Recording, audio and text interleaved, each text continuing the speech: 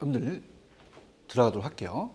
저번 시간에 이어서 이제 보는데, 자, 법경기에 대한 복합 개념을 봤죠. 그래서 부동산의 개념입니다.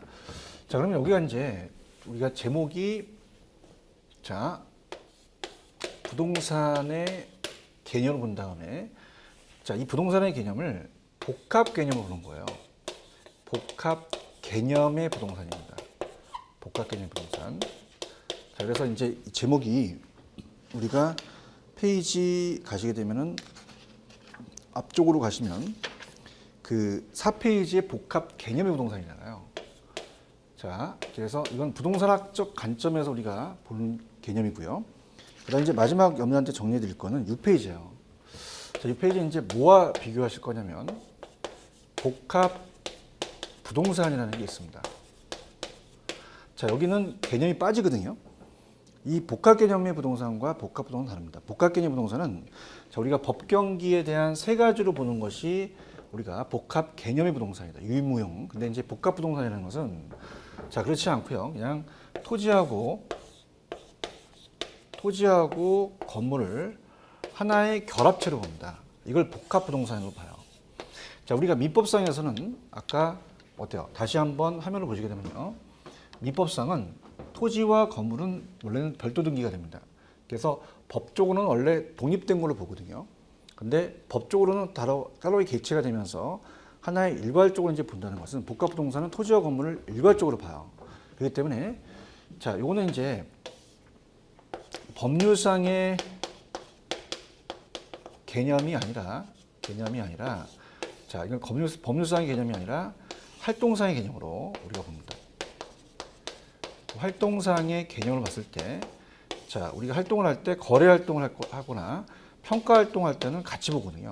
그래서 이 복합부동산은, 자, 첫 번째 양가로 1번에 보시면 복합부동산이란 각각 독립된 거래의 개체가 되는 부동산의 토지와 건물이 결합된 상태로 보는 것이 우리가 활동의 대상이 되는 겁니다. 그러니까 따로따로 보는 것은 원래는 독립된 거래의 개체가 된다는 자체는 원래는 법률상으로는 이 복합부동산을 얘기를 하지 않죠. 그래서 따로따로 본다는 거. 그래서 특징이 보시면은 감정평가할 때 일괄평가를 하고요. 복합부동산은 법경기에 대한 복합 개념의 부동산학적 관점에 대한 거와 구별이 돼야 된다는 거죠. 그래서 활동상의 대상이니까. 그 다음에 주상 복합 건물이라는 얘기 많이 들어보셨을 거예요. 복합 건물이라는 것은 주상이 생략됐거든요. 또 구별된다. 이렇게 해서 보신다면 이 두 가지를 이제 비교해서 봅니다. 자, 그럼 우리가 천천히 문제를 풀면서 이제 다루도록 할게요. 자, 7페이지로 가시면 기출 문제가 있잖아요. 자, 우리가 들어가도록 하죠. 자, 부동산의 개념에 관한 설명 중 가장 적절하지 않는 거. 자, 3번. 임차인의 정착물은 부동산으로 간주되는 것이다. 자, 차는 동산이다. 임차인 정착물은 동산에 들어갔습니다. 그래서 이렇게 해서 우리가 동산이었던 거 꼭 기억하시고요. 자, 그 다음 2번 문제. 다른 것들은 뭐 여러분이 다 내용이 연결되는 거기 때문에 굳이 틀린 거 같은 경우는 여러분이 책을 보시고요. 특히 좀 주의하실 거라는 것만 좀 체크하시면서 넘어가도록 할게요. 자, 2번 갑니다. 자, 일반적으로 부동산의 개념이 물리, 경제, 사회적, 법, 제도적 개념을 나눌 수 있다. 부동산의 개념과 거리가 먼 것은. 자, 좀 편법으로 들어갔지만 제가 어떻습니까? 이 경제적이라는 자체는 시옷이 들어간다 했잖아요. 근데 4번 공장재단은, 자, 공장재단은 아까 중부동산에 들어갑니다. 중부동산. 그래서 중부동산에 들어가기 때문에 공장재단이라는 것은 공장재산의 집단을 얘기합니다. 토지만 있는 게 아니라 건물, 기계를 모두 쌓아 잡아서 우리가 공장 및 강업재단 자당법에 나와 있거든요. 개별법에 나왔기 때문에 이건 법률 쪽이기 때문에 경제적이 되지 못하죠. 그래서 이거는 정답이 될 수가 없다. 4번이 정답이고요. 3번은 좀 주의 있게 좀 볼게요. 좀 볼 내용들이 많아서. 자, 3번의 부동산의 정착물에 관한 설명은 틀린 것은, 자, 2번입니다. 자, 우리가 아까 토지에 어때요? 정착되어 있으나 매년 경작 노력을 요하지 않는 나무나 다른 생식물은, 자, 이건 정착물로 간주되기 때문에 어떻습니까? 간주된다고 봐야 돼요. 중개 대상이 될 수도 있다. 그래서 정답은 2번이고요. 자, 1번. 제거해도 건물 기능 및 효용의 손실이 없는 부착물은 동산으로 취급하죠. 손상을 줬다면은 정착물이죠. 기능 효용까지 다 포함된다는 거. 그 다음에 3번에 가시면 이제 그 당사자의 합의나 쓰임새에 의해서 주물과 종물 관계, 아까 제가 주물과 종물 관계 얘기했었고요. 그 다음 어떻습니까? 정착물이라는 건 일시적이 아닌데 계속적으로 이용되어 있어야 됩니다. 그래서 우리가 정착물은 사회 경제적 면에서 토지에 부착되어 계속적으로 이용되고 있는 인정될 물건이다. 그래서 계속되지 않는다라고 나올 수도 있거든요. 항상 기출 문제를 또 우리가 또 돌려서 낼 수가 있습니다. 5번 정착물은 토지와 서로 다른 부동산으로 간주되는 것과 토지의 일부로 간주되는 것이 있죠. 그래서 두 가지로 나눈다는 거 꼭 기억하시고요. 자, 그다음 넘겨보시면 이제 그 4번입니다. 부동산의 개념에 관한 설명 중 틀린 거. 자, 갈게요. 5번입니다. 토지는 생산재이기도 하고 소비재이기도 하죠. 이걸 냈고요. 그 다음에 5번에 가시면 견적 개념에 해당하지 않는 거. 자, 환경은 어떻게 돼요? 이게 안 들어가잖아요. 환경은 우리가 시옷이 안 들어갔다는 걸 의심을 해보시고, 그 다음에 이제 기술적이라는 거. 견적이 아닙니다. 6번. 다음 토지의 정착물 중 토지와 톤이 독립된 것이 아닌 것은. 자, 우리가 이 독립된 것은 아까 제 교과서에 4가지가 있죠. 건물, 그 다음에 소유권 보존 등기에 의한 임목, 명의만 벌린 구비된 수목, 권한에 의해 타인의 토지에 대비되고 있는 농작물. 국어는 안 들어갑니다.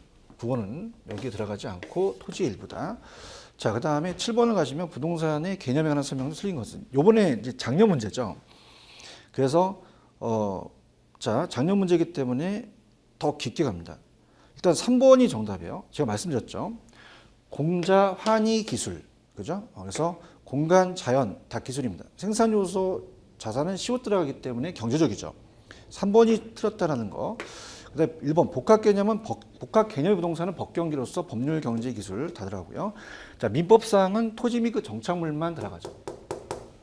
그다음에 자, 우리가 이 중부동산은 등기 등록의 공정을 갖춤으로써 부동산에 준하여 취급되는 특정의 동산을 말한다. 자, 1번하고 5번을 자세히 보세요. 1번하고 5번을 바꿔낼 가능성이 큽니다. 복합 개념의 부동산은 법경기가 들어가야 돼요. 법률, 경제, 기술 3가지가 들어가야 되고 5번에 가시면 토지와 건물 각각 독립된 거래에 겹치면서 하나의 결합된 상태로 부동산 활동의 대상이 되는 건 복합부동산이다. 자, 얘와 얘를 또 바꿔낼 수가 있으니까 꼭 기억하시기 바랍니다. 그래서 여기서 이제 문제가 한 문제 정도 우리가 부동산의 정의까지 해서 나올 수가 있고요. 그 다음 이제 넘기시면은 10페이지 가시면 토지의 용어예요. 자, 토지의 용어를 이제 봤을 때, 자, 우리가 여러분들 여기 나와 있는 내용들 중에서 우리가 특히 후보지와 이행지는 3번, 4번 같은 감정평가에 적용되는 것은 나중에 제가 설명을 하도록 하고요. 좀 내용 자체가 조금 어려운 거 자체적으로 나중에 제가 모의고사에서 가도록 하고 거의 기출 위주로 좀 다루도록 할게요. 자, 일단은 지금 토지의 용어 10페이지로 가셔서 자, 이 감정평가 상의 토지의 용어를 봤을 때 후보지, 이행지, 그 다음에 그 나지, 건부지 이런 필지획지 같은 경우는 이제 감정평가 연결이 되면서 이제 어떻습니까? 그 반대적인 개념을 냅니다. 반대적인 개념을 우리가 잡으려고 한다면요, 반대적인 개념을 정확하게 이제 우리가 아시고 어디가 어떻게 출제될지를 가지고 우리가 이제 준비를 해야 되는데요. 들어가 보도록 하죠. 자, 일단은 토지의 용어. 자, 그래서 자, 지금 여기서 이제 제가 구성한 거는 토지의 용어도 있지만 주택에 대한 분류가 있습니다. 특히 이제 제가 13페이지 넣어놨는데요. 자, 우리가 세 번째의 총론 파트에 가신다면 부동산의 분류입니다. 분류. 자, 분류 파트는 자, 토지가 분류가 나오든 아니면 주택의 분류가 나오든 둘 중에 하나가 뜰 수가 있어요. 특히 주택의 분류 같은 경우는 또 같이 묶어서 물어볼 수가 있기 때문에 우리가 봐야 됩니다. 그 내용을. 그래서 세부적으로 제가 갈 거고요. 일단 여러분들이 10페이지로 가시면은 후보지와 이행지, 나지와 건보지, 필지액지, 법지빈지를 딱 잡고 우리가 시험 문제 접하셔야 돼요. 자, 그렇다면은 가장 출제 빈도가 높은 게 후보지와 이행지입니다. 후보지와 이행지. 그래서 그 세부적인 내용에 대해서는 제가 그 간평하고 연결되는 부분은 다 좀 빼겠습니다. 또 지목이라든지 뭐 이런 것들을 여러분이 이제 봤을 때 또 2차 과목과 연결이 되니까 그런 것들을 이제 연결시켜서 이렇게 보는데요. 후보지와 이행지입니다. 후보지와 이행지. 자, 후보지와 이행지 봅니다. 자, 일단은 거기 보시면은 그 박스 안에 부지 택지라는 게 있거든요. 자, 부지가 넓은 개념이에요. 팔부자를 써서 넓게 본다. 그러니까 부지라는 것은 건축용지 택지만을 의미하는 것이 아니라 넓은 의미입니다. 그러니까 일정한 용도로 목적에 사용되고 있다는 바닥 토지가 또 나올 수 있는데, 자, 이거는 하천 부지나 철도형 부지는 건축하기가 어렵잖아요. 그래서 부지라는 것은 팔부자로 서서 넓게 본다는 거죠. 자, 건축할 수 있는 토지는 물론이고 건축할 수 없는 토지까지 모두 있거든요. 건축할 수 없는 토지는 우리가 하천부지 같은 경우는 건축이 불가능합니다. 철도부지 같은 거, 철도형 부지. 그럼 하천부지는 건축이 불가능하거든요. 건축할 수 있는 토지는 세 가지가 있어요.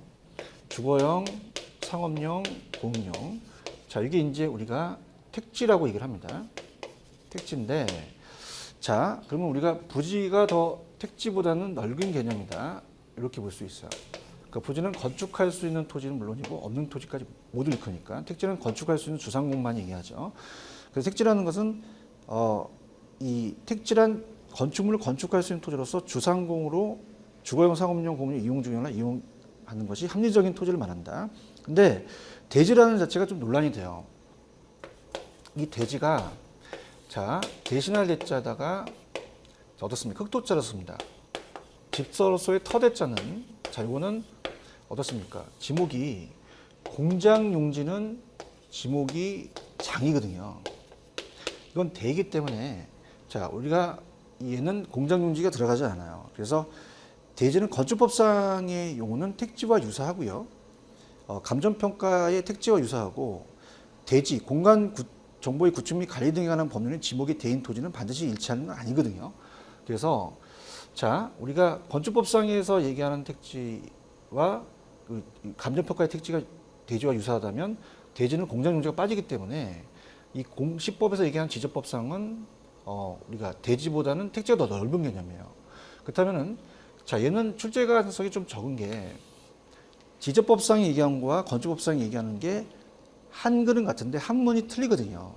특히 조금 여기 먼저 넘기시면은 우리가 12페이지 가시면 맹지와 대지가 있습니다. 자 여기 대지가 또 나와요. 자 우리가 맹지라는 것은 도로에 접선면이 없어요. 건축이 불가능합니다. 자 이걸 맹지라고 하는데 자 우리가 그 공법 시간에 이제 소방도로를 내게 되면 도로에 접선면이 있어야 되거든요. 2m 이상. 연결한 토지가 이 모양이 자리용 같이 생겼다 그래서 대지거든요. 그럼 대신할 대자에다가 오디자를 써서 자료형 모양입니다.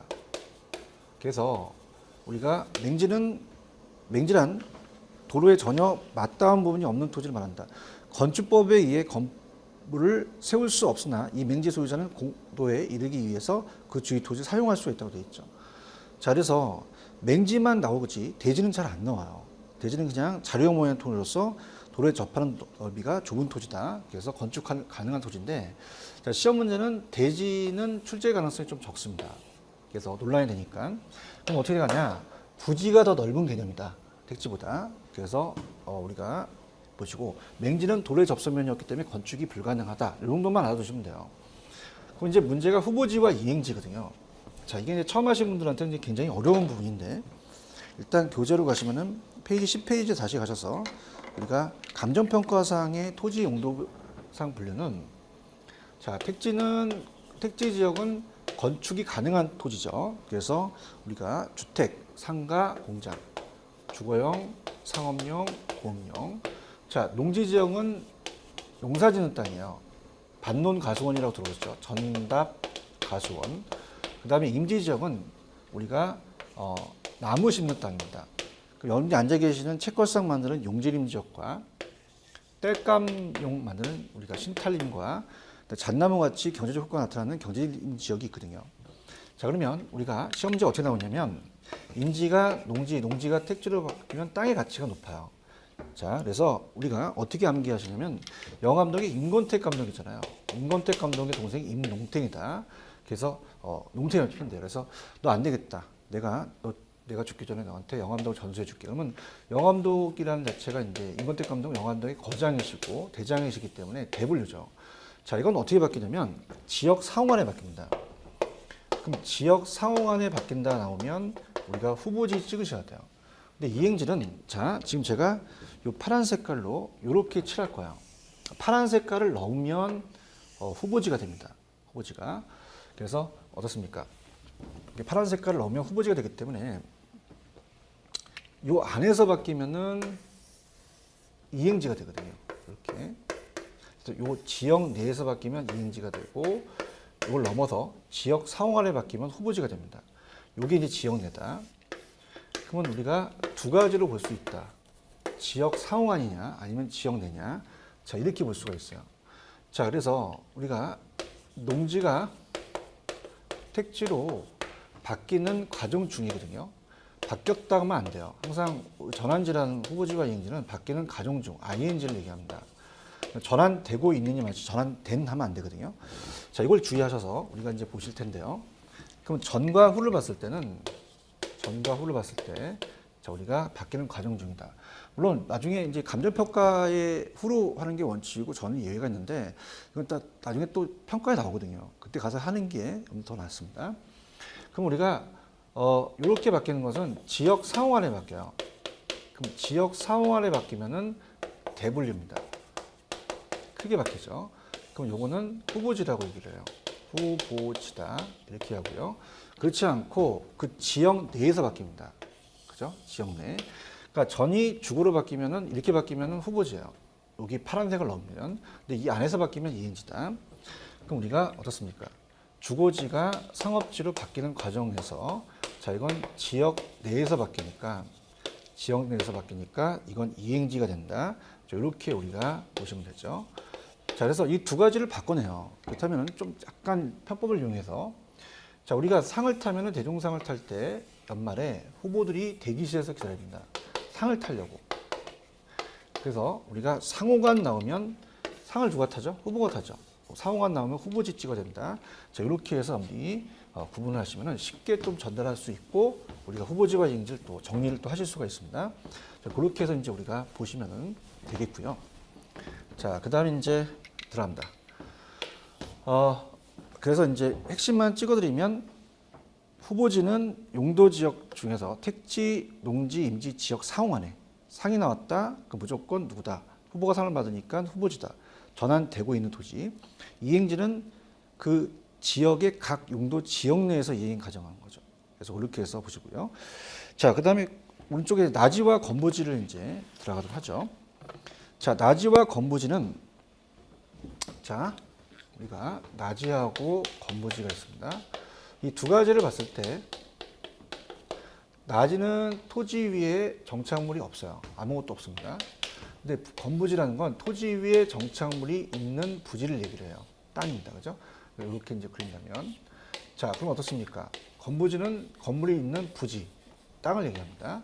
그러면 우리가 나지 평가액이 더 높게 평가하는 게 원칙이라는 자체가 이제 시험 문제 배정이 되는데 자, 그걸 들어가기 전에요. 자, 나지에 대한 정의가 있습니다. 그러니까 나지란 토지의 건물 기타 정착물이 없고 지상권 등 토지 사용 수익을 제한하는 사법상의 권리가 설정되어 있지 아니한 토지다 이렇게 돼 있죠. 자, 그래서 이거는 자, 우리가 나지라는 것은 법상 우리가 어떻습니까?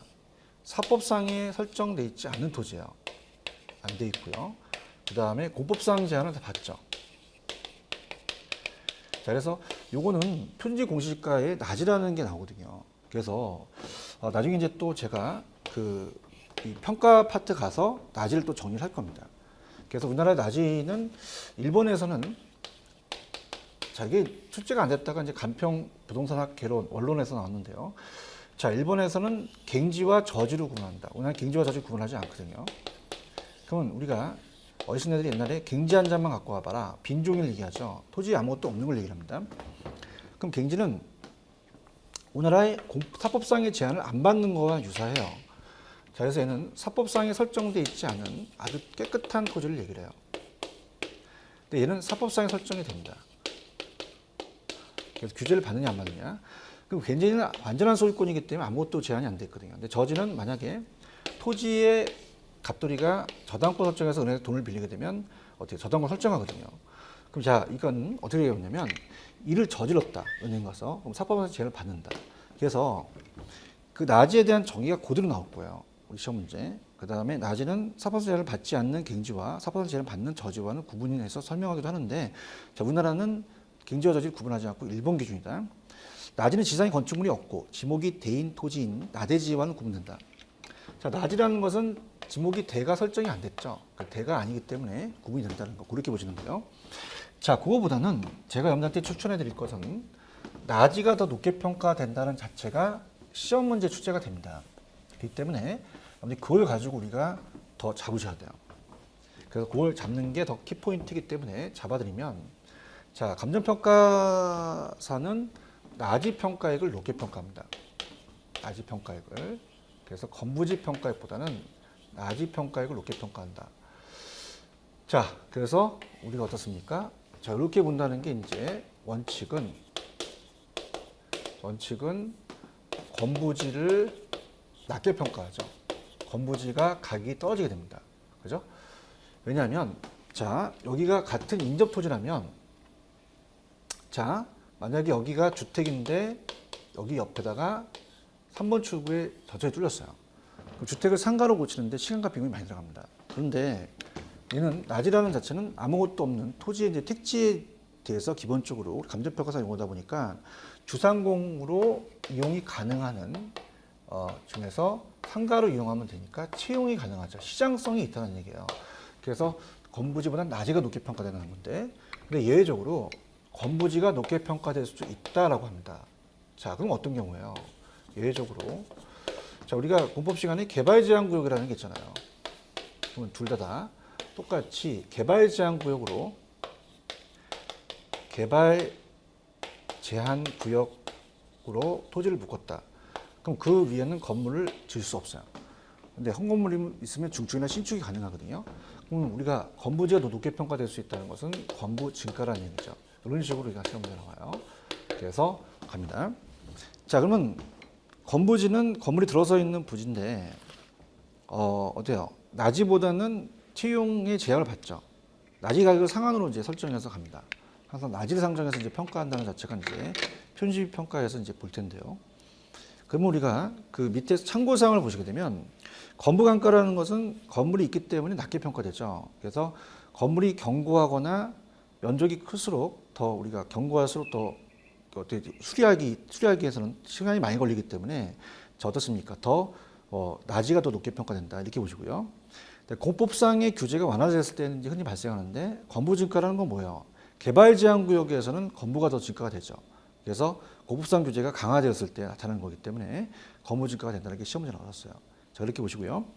그다음에 필지와 획지는 특히 이제 필지가 한 필지가 일획지가 되고 개별 평가고, 그다음에 일필지가 여러 개의 획지로 구분해서 평가할 수 있고 여러 개의 필지 하나의 획지로 묶을 수 있거든요. 일관할 수 있는데, 자, 그 부분은 잘 출제가 되지 않아요. 그래서 나중에 이제 간평할 때 같이 엮으시고 필지와 획지에 대해서 개념만 요즘은 물어봅니다. 요새 트렌드 자체를 그냥 가지고 우리가 들어가 보도록 할게요. 자, 필지는 이 공간 정보의 구축 및 관리 등에 관한 법률이 지적법이라고 말씀드렸죠. 필지와 획지를 이제 비교해서 어떻게 내느냐. 자, 갑니다. 자, 필지와 획지입니다. 자, 필지와 획지를 봤을 때, 자, 우리가 필지는 지적법상에 대한 법상이에요.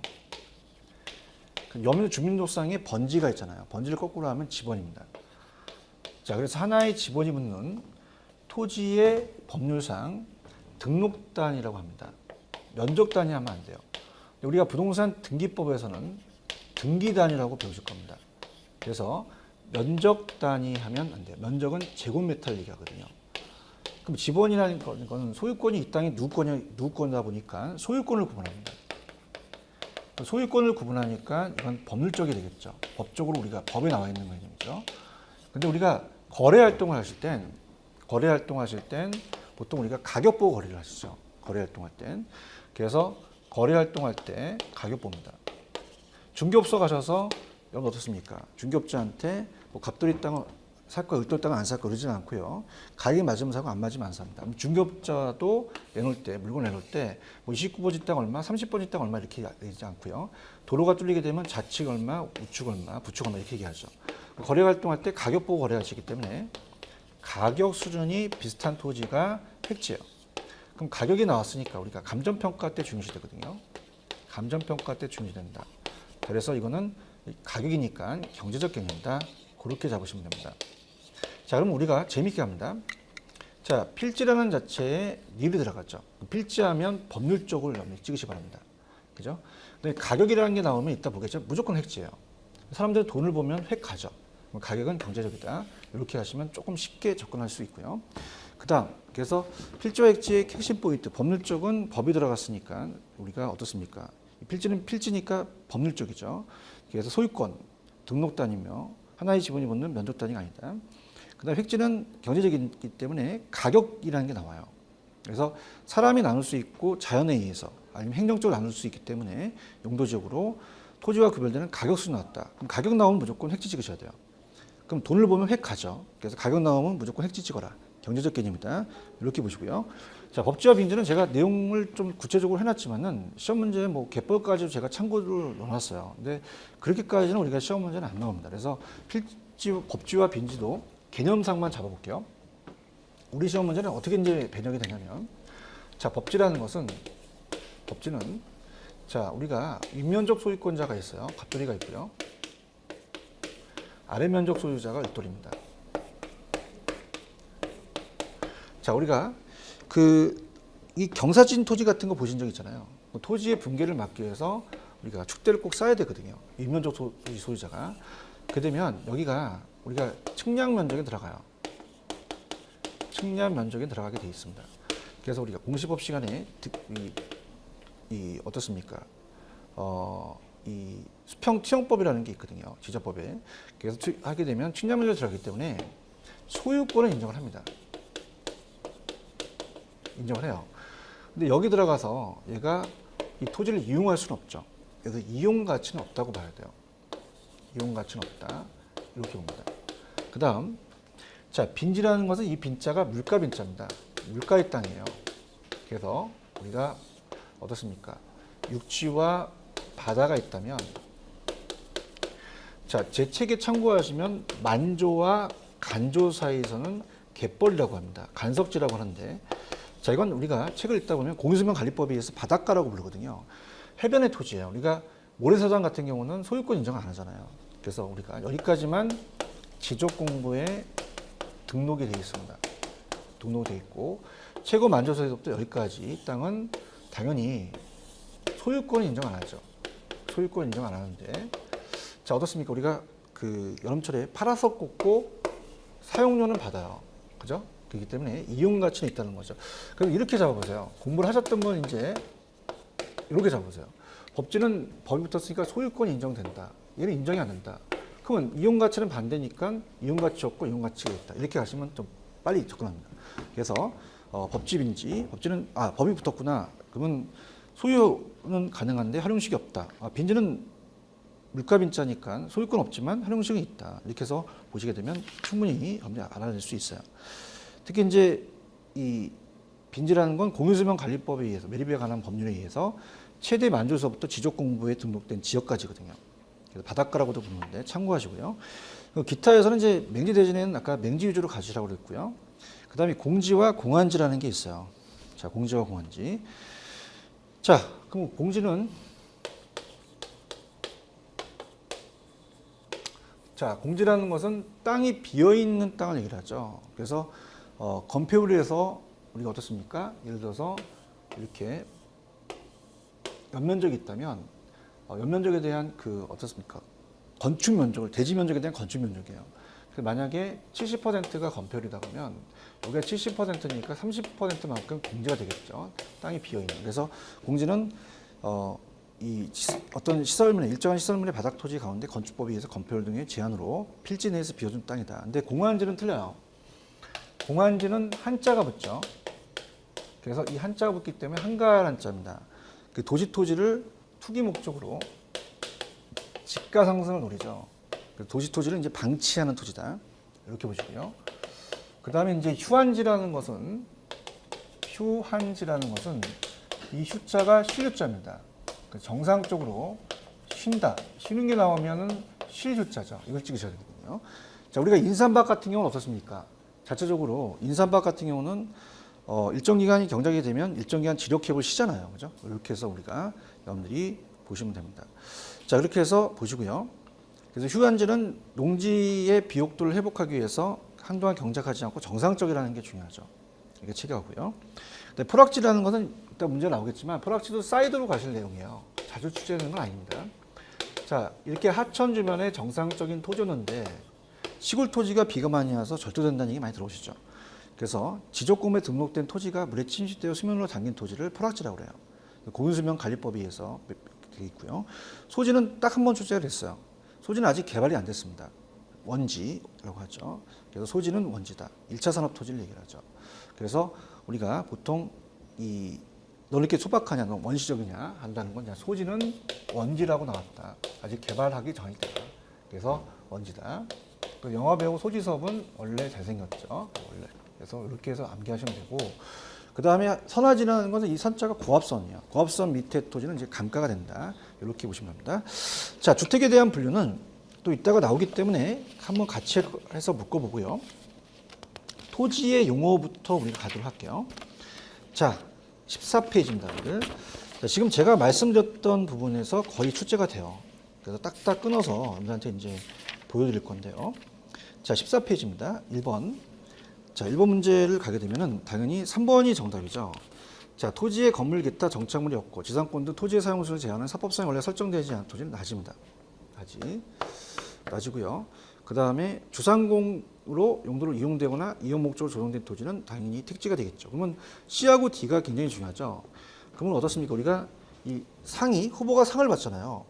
그럼 거기 보시면 C에 용도지역 상호간의 다른 지역으로 전환되고 있다. 그럼 이거 후보니까 후보지가 되겠죠. 상을 받으니까. 근데 용도지역 내에서 지역 간 용도 변경이 진행되고 있는 토지는 이행지가 됩니다. 정답은 3번이 정답이다. 이렇게 보시고요. 그 다음에 토지에 대한 분류에 관한 설명 중 옳은 것으로 이렇게 되어 있죠.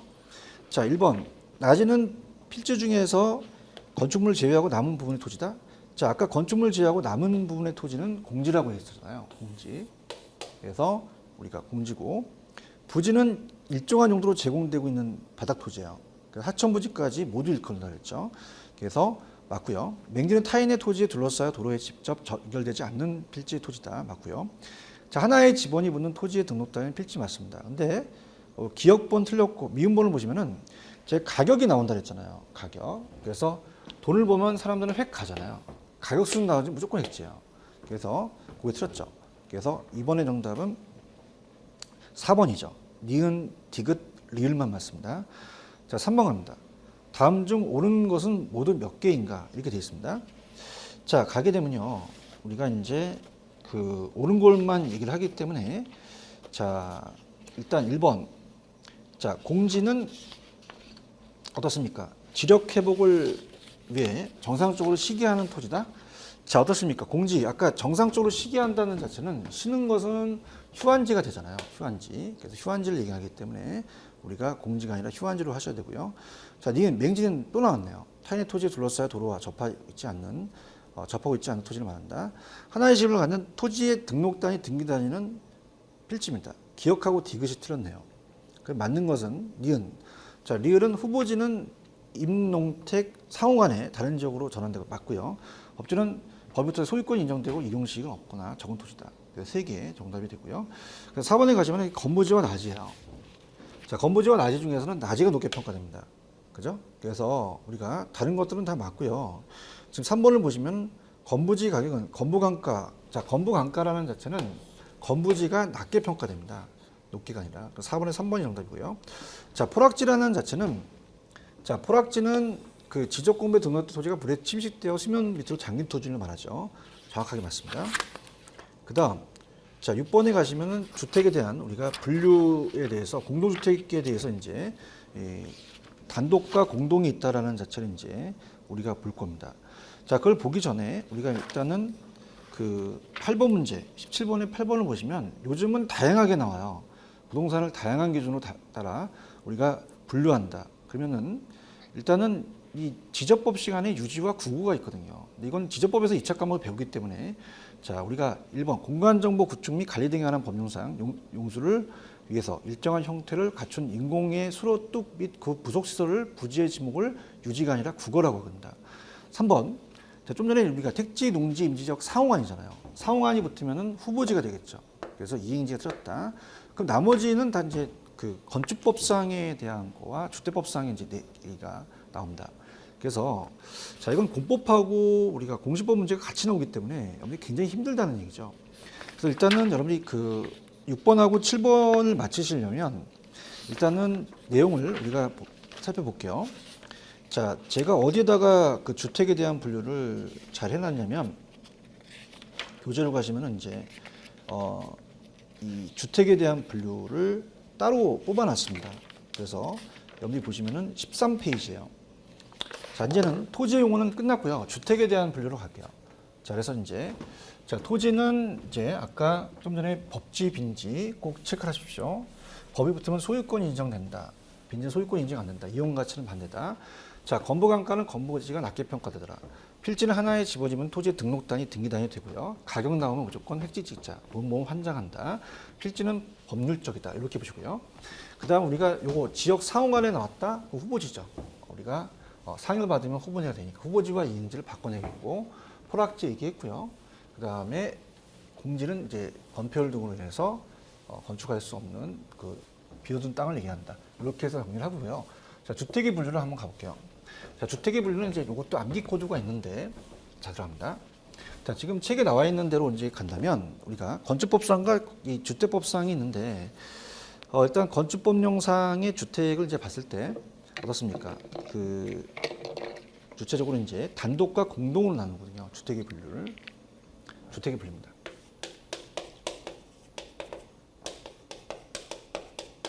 자, 우리가 단독주택과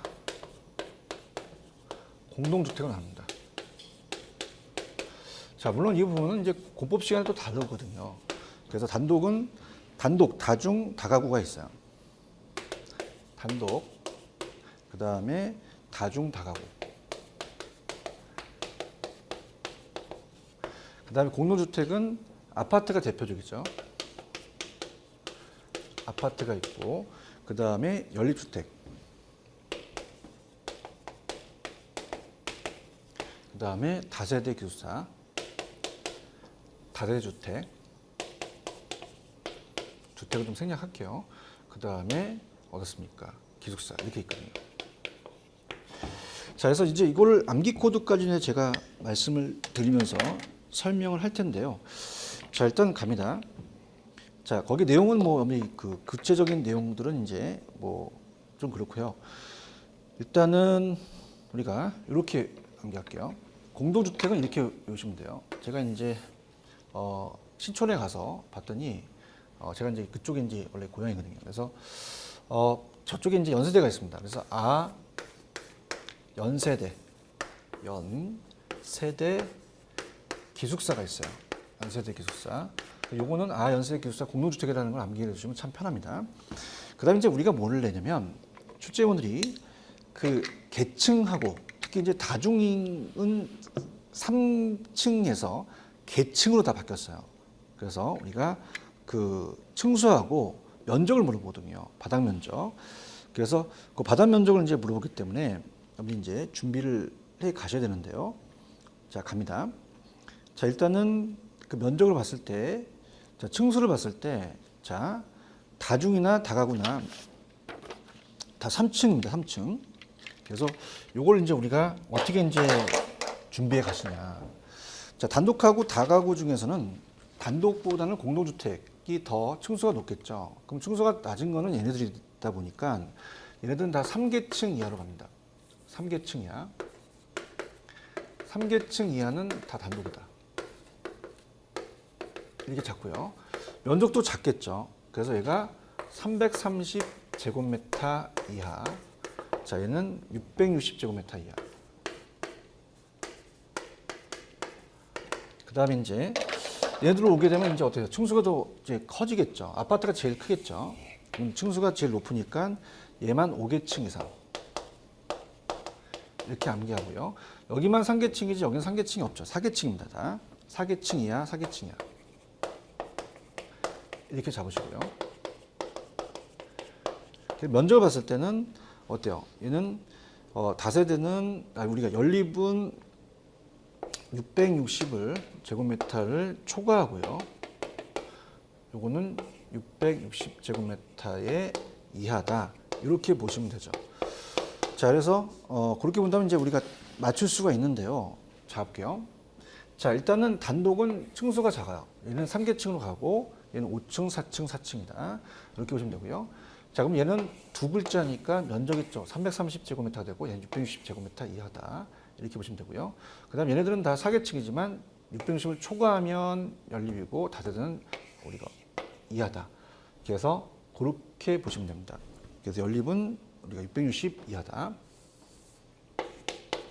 자, 그러면 문제를 확인하면서 가는데 특히 이제 우리가 교과서에 없는 것도 나올 수가 있기 때문에 준주택이라는 건 주택 외 건축물과 그 부속 시설, 토지로서 주거 시설로 이용 가능한 시설로서 어떻습니까? 주택에 준한다는 얘기죠. 오피스텔은 노인복지시설 등 노인복지주택과 다중생활시설을 말한다. 그래서 그렇게 우리가 들어가는 게 준주택이야. 그래서 그렇게 보시면 되고요. 도시형 생활주택은 자, 우리가 영화에 300이라는 영화가 있었어요. 그죠? 300인이 나와서 이제 어떤 그보다 숫자가 많은 분들을 또 우리가 어떻습니까? 이기는 그런 영화가 있기 때문에 300인이라는 게 있기 때문에 300인이 사는 데가 도시형 생활주택이구나. 그렇게 한다면 참 편합니다. 300세대 미만이라는 게 중요하거든요. 원룸, 단지, 다세대 연립 뭐 여러 가지 있는데 세부적으로까지는 우리가 좀 학교에서 다루지 못합니다. 그래서 일단은 문제로 가셔서 아까 이 교재로 가시면은 몇 페이지를 하려고 하냐면 지금 16페이지죠. 그래서 16페이지에 가시면 주택의 분류 중 공동주택 이용으로 틀린 것은 공동주택 연세대 기숙사다 보니까 아닌 것은 4번이다. 이렇게 암기하시더고요. 그다음에 7번으로 갑니다. 7번에 맞는 것은 이제 4번. 다주택은 학생 또는 직장인 다수인이 장기간 거주할 수 있는 구조로서 독립된 주거 형태가 아니며 자, 우리가 330 제곱미터하고 층수죠. 그럼 우리가 어떻습니까? 일단은 다중이라는 자체는 다세대보다는 작아요. 332하고 그 다음에 3계층이다. 정답은 4번이 맞고요. 자, 1번은 연립입니다. 연립은 다 4계층이죠. 이 공동은. 근데 초과니까 660 초과하면 연립이니까 이해가 아니라 초과다. 한 개 동의 바닥 면적 합계가. 그 다음에 이제 다가구는 다중과 다가구를 봤을 때 얘가 300이면 얘는 660이에요. 그래서 3계층은 맞고 그 바닥 면적에 대한 것이 660이다. 그 다음에 다세대는 어떻게 돼요? 아까는 연립은 660을 초과했는데 660 이하인데 330이라고 되어 있죠. 층수는 5계층이 아니라 4계층이다. 그 다음 5번에 도시형 생활주택 같은 경우는 350이 아니라 300세대다. 이렇게 미만이다. 그렇게 보시면 되고요. 그 다음에 이제 정답은 4번이 정답이고 작년 문제를 8번 보시게 되면은 아까 1번 설명했고요. 2번이 건축법령상 용도별 건축물의 종류예요. 그래서 운전학원 및 정비학원은 자동차 관련 시설로, 무도학원은 일학시설로 이제 분류된다. 이렇게 해서 2번이 정답이다. 그건 건축법에 나와 있으니까 어떻게 할 수 없습니다. 그 다음에 이제 제 아까 요약에 주택법령상 이 주택 외 건축물과 그 부속 토지로서 주거시설로 이용 가능한 토지 시설을 말한다. 이건 이 간평 문제에서 작년에 나왔던 걸 공인중개사 20세 뺏겼거든요. 그러니까 영향을 줄 수 있다는 자체는 일본도 마찬가지로 국어 유지를 바꿨었어요. 그래서 영향을 준다는 거 꼭 기억하시고요. 그래서 정답은 우리가 5번 국토의 개임이 위헌한 법령상 이것도 똑같았어요. 그래서 이걸 이제 나중에 제 간평의 율비스의 그 기출 문제를 보면 감정평가 문제를 뺏겨낸 문제가 굉장히 많습니다. 특히 얘도 마찬가지예요. 자, 그러면 여기에 공용시설을 보호한다라고 돼 있잖아요. 자, 보호한다고 나오면 시설 보호예요. 그래서 공공 업무 기능을 효율화하기 위해서 필요한 지구에 대해서 중요 시설 보존 지구가 아니라 공용시설 보호 지구다. 이렇게 하셨죠. 그래서 보호가 나오면 무조건 이제 보호 쪽으로 가고 보존은 물론 뭐 보호가 또 들어가는 보존 지구가 있어요. 근데 이제 거의 보존이 나온다는 겁니까? 이렇게 보시면 됩니다. 정답은 2번이 정답이다. 자, 그렇게 보시면 됩니다. 자, 그렇게까지 마치고요. 다음 시간에 지금 합니다. 다음 시간 토지의 특성이 좀 굉장히 잘 돼요.